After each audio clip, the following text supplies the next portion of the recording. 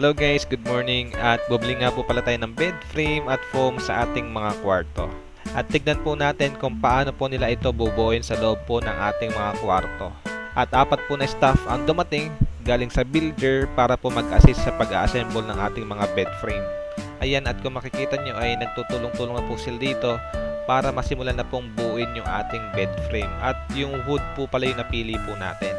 Para po ma-attach yung mga parts po ng ating bed frame ay gagamit po sila dito ng mga nuts. Naikabit na po nila kuya yung mga sides po ng ating bed frame.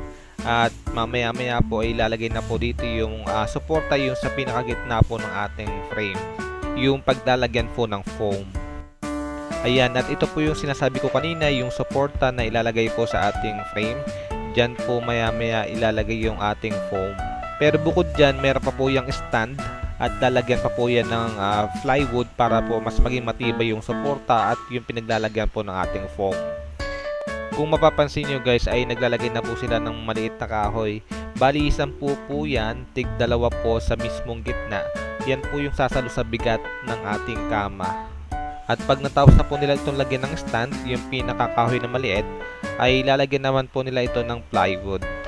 Para lalo siyang maging matibay at hindi ito basta-basta masisira.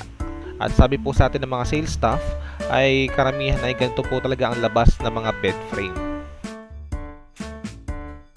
Ayan, at isa-isa na po nilalagay yung mga plywood na gagamitin po sa ating frame. Malaking bagay po yung plywood sa magiging suporta po sa ating bed frame. Ganyan na po yung kakalabasan niya pag naglagay na po natin lahat ng plywood. Ayan. So matibay na po yan at kung mapapansin nyo ay tinungtungan na po ito na kuya at parang hindi man lang po lumundo yung ating kama. At nilagay na po ni kuya yung ating foam at Mandawi po pala yung napili nating brand kasi iyan po yung foam na available na medyo makapal at swak na swak po dun sa ating bed frame. Queen size po pala yung sukat na nabili po natin. Ayan, natapos na po yan at lumipat naman po tayo sa kabilang kwarto at steel bed frame naman po yung napili po natin. At ang gagamitin po natin dyan foam ay Uratex. Bali yung napili po pala natin ay semi-double kasi ako lang naman po yung hihiga dyan. At mas madali po yata itong buuin kumpara po dun sa kahoy na bed frame. At apat pa rin po sila dito nag-assemble. At yung dalawang stand po ng ating frame ay wala pa pong butas. So babarinahan pa po muna nila yan.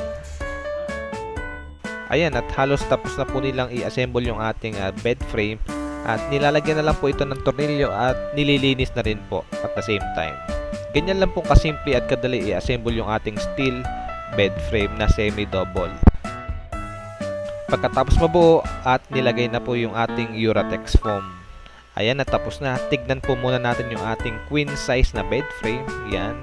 Bali wood po yung napili po natin sa unang choice.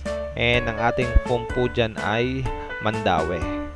Father and mother ko pa pala yung gagamit ng bed frame na ito. At ito naman yung sa akin, yung steel bed frame na semi-double na ang ginamit na foam ay Uratex. Bukas po pala guys ay bibili na po tayo ng sapa. So wait nyo lang po yung ating next video and salamat!